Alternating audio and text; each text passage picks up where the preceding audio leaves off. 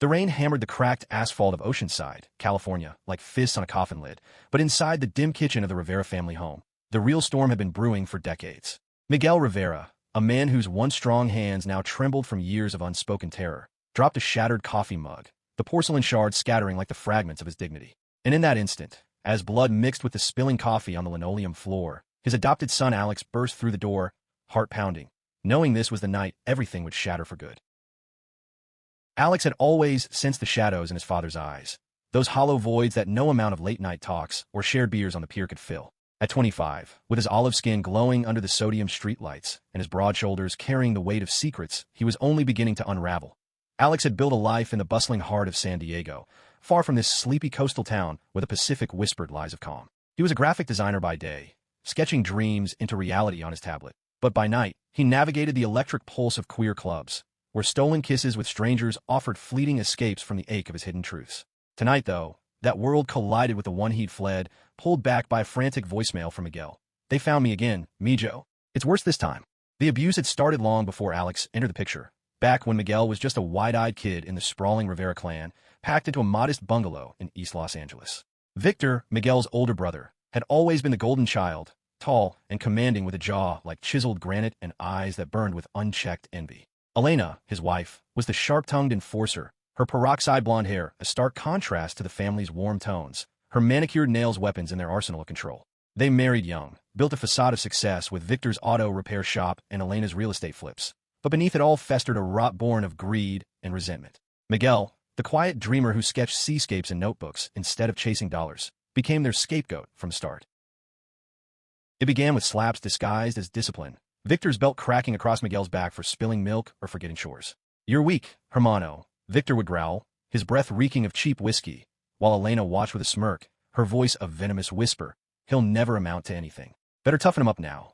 By their teens, the beatings escalated into something darker, Victor pinning Miguel against walls during family gatherings, fists flying in fits of rage over imagined slights, Elena egging him on with tales of Miguel's laziness to justify her own barbs. The family turned a blind eye, whispering about boys being boys, but the scars ran deeper than skin, emotional fractures that left Miguel doubting his worth, his voice a perpetual murmur in a world that demanded roars.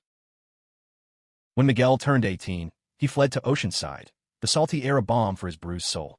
He found work as a fisherman, hauling nets under dawn skies, his hands calloused but his heart tentatively mending. That's where he met Sophia, a vibrant Mexican-American nurse with laughter like wind chimes and eyes that saw straight through his walls. They married in a simple beach ceremony, barefoot in the sand, and soon Alex arrived, not by blood, but by the miracle of adoption when Sophia couldn't conceive. A scrappy 3-year-old from a foster system that chewed up dreamers like him. Alex had been shuttled between homes, his dark curls matted and his spirit flickering like a candle in a gale. Miguel held him that first night, whispering, "You're home now, little warrior," and in that embrace, Alex found the father he'd always craved. Sophia's death from cancer when Alex was 12 shattered them both, but Miguel poured every ounce of his battered love into raising his son alone. He taught Alex to surf the curling waves at dawn, to sketch the horizon's curve on napkins during diner breakfast, to stand tall against the bullies at school who sneered at their weird family. "Love isn't about blood, Mijo," Miguel would say, his voice steady despite the tremor in his hands. "It's about choosing who fights beside you." Alex clung to those words, especially as he navigated his own awakening in high school. The confusing rush of stolen glances at the soccer captain in the locker room, the terror of being the gay kid in a town where rainbows were just storm warnings. But Victor and Elena never let go. They slithered back into Miguel's life like oil on water, first with concerned visits after Sophia's funeral, bearing casseroles laced with pity. Then came the money grabs, loans that were never repaid, demands for Miguel to co-sign on Victor's failing business ventures. When Miguel refused, the abuse reignited, more insidious now. Anonymous calls in the dead of night, tires slashed on his truck, whispers in town about Miguel's unstable past that cost him jobs. Victor would corner him at family barbecues, a meaty hand clamped on his shoulder like a vice, hissing, "You owe us, little brother, for carrying you all those years." Elena's cruelty was colder, her texts a barrage of guilt. "If it weren't for us, you'd be on the streets." Ungrateful worm. Alex saw the toll. The way Miguel flinched at loud voices, how his sketches grew darker, waves crashing into voids. As a teen, Alex confronted his father once, voice cracking with fury. "Why don't you fight back, Dad? They're monsters." Miguel's eyes welled, but he only pulled Alex into a hug, murmuring, "Some battles aren't worth the blood, son. Just keep your head above water." Alex swallowed his rage, channeling it into his art, into late nights scrolling Grindr for connections that felt safe, into building walls around his heart. He moved to San Diego at 18, chasing independence, but the pull of home, of Miguel's quiet strength, never fully released him. Now, on this rain-lashed night, Alex knelt beside his father, the kitchen floor a slick battlefield of ceramic and crimson. Miguel's palm was gashed deep, but it was the fresh bruise blooming purple across his cheek that ignited Alex's core. "Who did this?" Alex demanded, his voice a low thunder, fingers gentle as he pressed a dish towel to the wound. Miguel's gaze darted to the window, where shadows danced like specters. "It was Victor. He came by earlier drunk, said I owed him for the old days. I told him no more." Alex's blood boiled, a familiar heat rising like tide. For years, he'd pieced together the puzzle from overheard whispers and Miguel's nightmares. Victor and Elena's reign of terror, the way they'd isolated Miguel, gaslit him into believing he deserved every blow. But tonight, with the storm mirroring the chaos inside, Alex felt the dam break. He helped Miguel to the couch, bandaging the hand with practiced care, then paced the creaky floorboards, rain pattering a war drum on the roof. "This ends now, Dad. No more hiding. No more letting them win." Miguel's protest was weak, laced with the exhaustion of a lifetime bent under another's will. "Alex, they're family. Blood. You're my family." Alex cut in, fierce and unyielding, his hand cupping Miguel's face, thumb tracing the bruise like a vow. "And I'm done watching them break you." As the clock ticked past midnight, Alex's mind raced to the man who'd become his anchor in San Diego. Jordan Hale, the soft-spoken barista with freckles like constellations and a laugh that thawed Alex's defenses. They met 6 months ago at a queer art exhibit, Jordan's hazel eyes locking onto Alex's sketches with genuine awe. What started as coffee dates evolved into tangled sheets and whispered confessions. Jordan's gentle touch a revelation after years of guarded hookups. "You don't have to carry it alone," Jordan had said last week, tracing Alex's tattoos, waves and anchors inked in tribute to Miguel, with lips that promised forever. But forever felt fragile now. Alex pulled out his phone, firing off a text. "Need you. Family crisis. Can you come?" Jordan's reply buzzed almost instantly. "On my way. Love you." Simple words, but they anchored Alex as he sat beside Miguel, the older man's head heavy on his shoulder. Outside, lightning cracked the sky, illuminating the faded photo on the mantel. The three of them, Alex, Miguel, Sophia, grinning on the beach, untouched by the storm to come. By dawn, Jordan arrived, his Prius slicing through the dissipating fog, a thermos of coffee and a duffel of clean clothes in hand. Tall and lean, with tousled auburn hair and a jaw dusted in perpetual stubble, Jordan exuded a quiet strength that belied his 27 years as a social worker advocating for foster kids. He enveloped Alex in a hug on the porch, raindrops clinging to his hoodie like tears.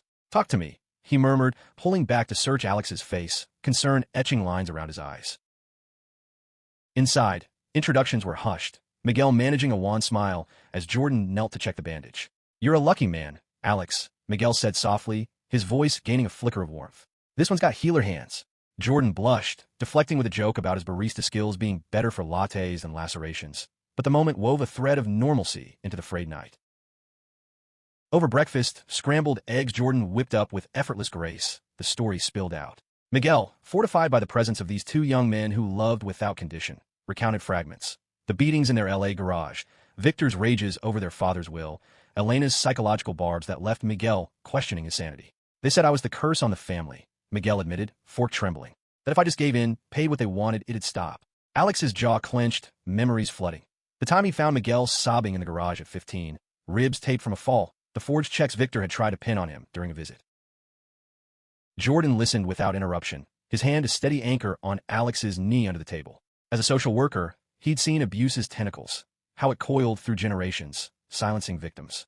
"This isn't just family drama," he said finally, voice measured but firm. "It's elder abuse, financial coercion. We can document it, get a restraining order. Miguel, you're not alone in this." The words hung like a lifeline, but doubt shadowed Miguel's eyes. "They'll destroy us. Victor knows people, cops, judges. And Elena. She'll twist it all." Alex felt the old fear rise in his father, an echo of his own closeted youth. But he leaned forward, eyes blazing. "Let them try. I'm not a kid anymore, Dad. And with Jordan here, we've got backup that doesn't bend." As the sun climbed, burning off the clouds, the three men mapped a plan on the kitchen table.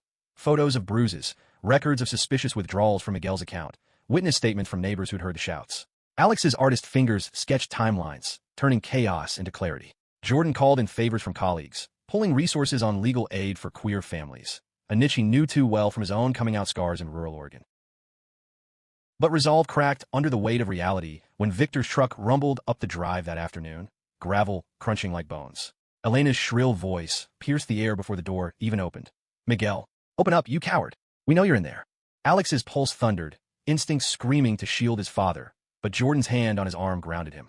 Together, Jordan whispered, and in that breath, Alex found the courage to fling open the door. Victor loomed on the porch, a bear of a man in his 50s, belly straining his polo shirt, face flushed with booze and bluster. Elena flanked him, arms crossed over her floral blouse, lips curled in perpetual disdain. What's this? Victor barked, eyeing Jordan with a sneer. You shacking up with some fairy now, Miguel? No wonder you're soft. The slur landed like a slap, but Alex stepped forward, chest squared, voice steel. Get off her property. Now. Elena's laugh was a shard of glass. Oh, the little adopted mutt thinks he's tough. Your daddy here's been bleeding us dry for years. Lies. Miguel interjected from the doorway, voice quavering but present, bolstered by Alex's stance. You've taken enough. The beatings, the threats, it's over. Victor's face twisted, fist clenching as he advanced a step. You ungrateful shit. I raised you when Dad couldn't. But Alex didn't flinch, his body a barrier, years of suppressed fury igniting. Raise me? You broke him. And if you touch him again, I'll make sure the world knows what monsters you are. The standoff stretched, rain-scented air thick with tension, until Elena tugged Victor's arm, hissing, Come on, Vic. Not worth the hassle yet.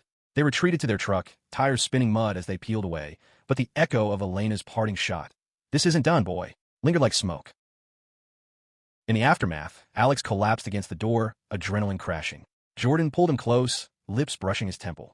You were incredible, he murmured, and for the first time, Alex believed it. Miguel watched from a couch, tears carving paths down his cheeks, not of pain, but pride. My warrior, he whispered, and in that moment, the house felt less like a cage, more like a fortress.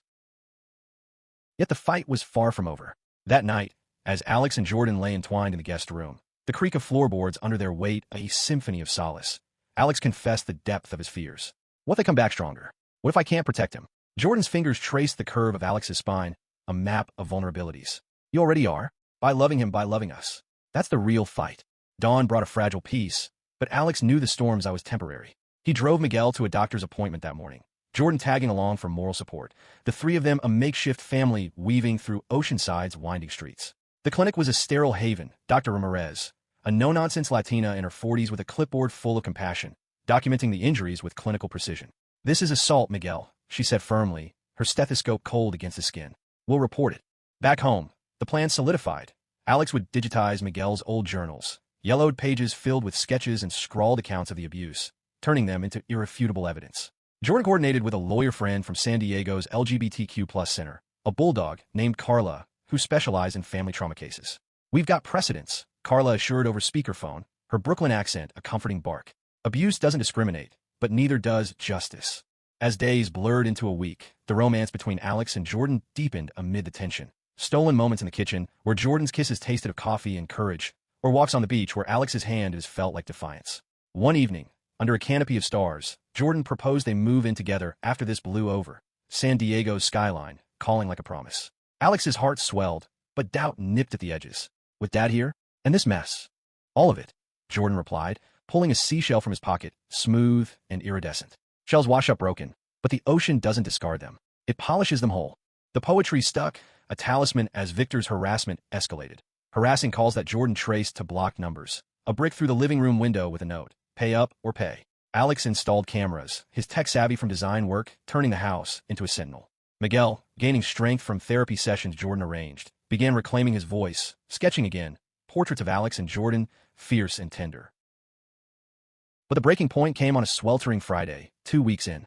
Alex was at a client meeting in San Diego when Jordan called, voice edged with panic. Victor showed up. He's inside. Miguel's cornered. Alex's world narrowed to the roar of traffic as he floored the accelerator, phone clutched like a grenade. I'm coming. Call. 911. The drive was agony, visions of Miguel's frail form crumpling under Victor's bulk flashing like lightning. By the time Alex screeched into the drive, sirens wailed in the distance, neighbors clustering on lawns. He burst through the door to find Jordan shielding Miguel on the floor, Victor cuffed and snarling against the wall, Elena nowhere in sight. You little punk, Victor spat at Alex, veins bulging. This is family business. Not anymore. Alex shot back, kneeling to help Miguel up, his father's hand gripping his with surprising force. Paramedics swarmed, statements taken amid the chaos, and as Victor was hauled away, his eyes locked on Miguel's, not with rage, but a flicker of something raw, almost regret. In the quiet that followed, with Jordan's arm around his waist and Miguel sipping water on the couch, Alex felt the weight lift, if only a fraction. "You fought for me," Miguel said, voice thick. "Like I never could." "We fought together," Alex corrected, pulling Jordan closer, their triad unbreakable. But Elena's absence loomed, a serpent in the garden, and Alex knew the war's second act was brewing. The arrest made local news, a blip on Oceanside's community board about domestic dispute, but for Alex, it was a declaration. Victor spent the weekend in county lockup. Bail said hi thanks to Carla's motions painting him as a flight risk. Elena, ever the strategist, went silent, but her text to Miguel resumed Monday morning. "Your brother's rotting because of you. Drop the charges, or I'll bury your secrets." Secrets. The word clawed at Alex, stirring memories of Miguel's half-told tales. The family shame Victor wielded like a club, whispers of Miguel's youthful indiscretions, a forbidden crush on a neighbor boy that Elena had weaponized to call him deviant. In a town where queerness was still whispered, not shouted, it had kept Miguel leashed. Alex dove deeper that week, scanning journals into a secure drive, each page a gut punch. Entries from Miguel's 20s, post-beatings, questioning his sanity. Doodles of escape routes from L.A. One yellowed photo slipped out, a teenage Miguel, arm around a shy boy named Tomas, both grinning at a county fair, innocence frozen in time.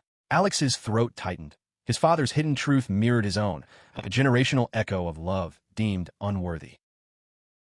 Jordan noticed the pallor in Alex's face over dinner, candlelight flickering on takeout tie. "You're carrying too much," he said, for pausing. Miguel, across the table, nodded solemnly. "He's right, Mijo.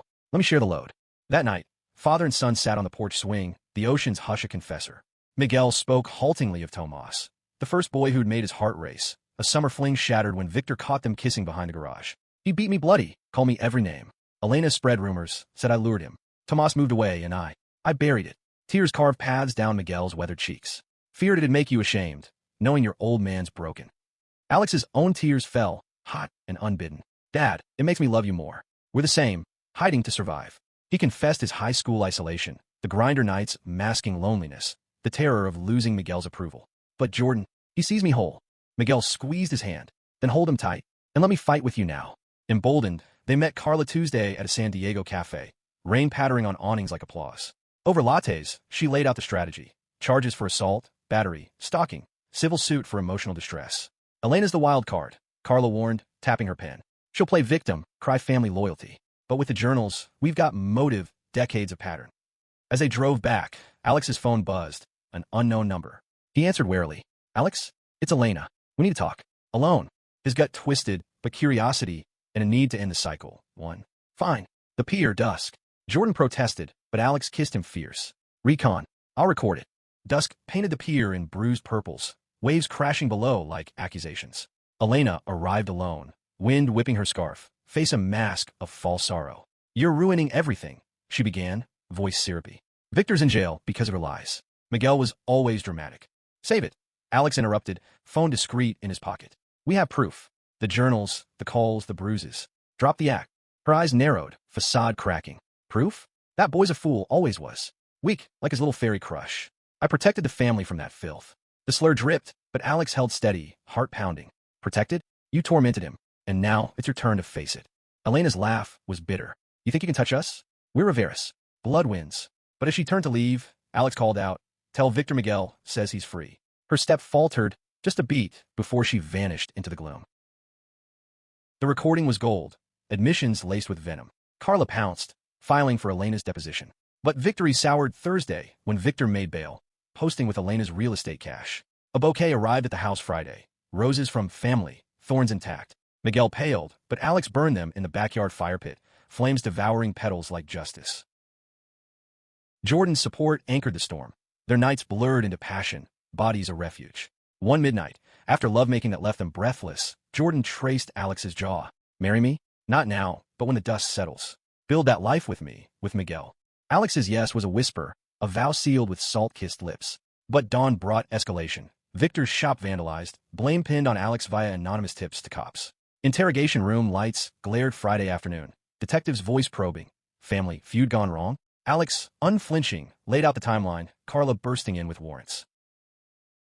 Release came with apologies, but the toll mounted, Miguel's nightmares worsening, Alex's designs suffering. Therapy wove them tighter. Group sessions at the LGBTQ+ Center, where Miguel shared his Tomas story, voice gaining steel amid nods of solidarity. Climax brewed 2 months in, a humid August night. Elena's call. Truce dinner. Victor's place. End this. Trap stench, but Miguel insisted. Face the ghosts, or they haunt forever. They went, Alex, Jordan, Miguel, armed with recorders, Carla on speed dial. Victor's sprawling ranch house in Carlsbad reeked of old money and older grudges, dining room heavy with roast beef and resentment. To family, Victor toasted glass clinking like chains. Talk turned toxic post-meal, Victor's facade crumbling. You think you're better, adopting some stray, shacking with that. He jabbed at Jordan, who met his gaze calm. Elena chimed, Miguel's poison spread to you all. Miguel rose then, voice thunder. No more. You broke me, but my son mended us. We're done. Victor's roar shook the walls. He lunged, chair toppling. Alex intercepted, fist connecting with jaw in a crack of bone. First blood is. Jordan taclet, beaning Vitor Azalek shield de Miguel. Elena shrieked, dialing wildly, but sirens wailed. Carla's tip-off. Cuffs clicked again, Elena arrested for obstruction as she swung a vase. In a melee's hush, Victor slumped, eyes on Miguel. Why now, hermano? Because love won, Miguel replied, hand in Alex's. Finally, trials blurred autumn into winter. Victor's assault charge sticking with Alex's testimony, Elena's fraud unraveling via bank records. Plea deals crumbled under evidence. Sentences handed down. Victor 3 years, Elena 2 for coercion.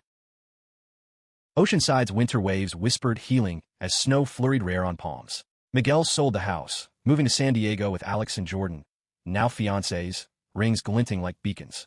Their new loft overlooked the bay, sketches and coffee, scents mingling. One Christmas Eve, under twinkling lights, Miguel raised a glass to choosing family. Alex, Jordan's hand in his, echoed, hearts full. Scars remained, but in their weave, strength bloomed, a testament that love, fierce and unyielding, reclaims what abuse steals. And in quiet moments, Alex sketched them 3, waves cresting, unbroken.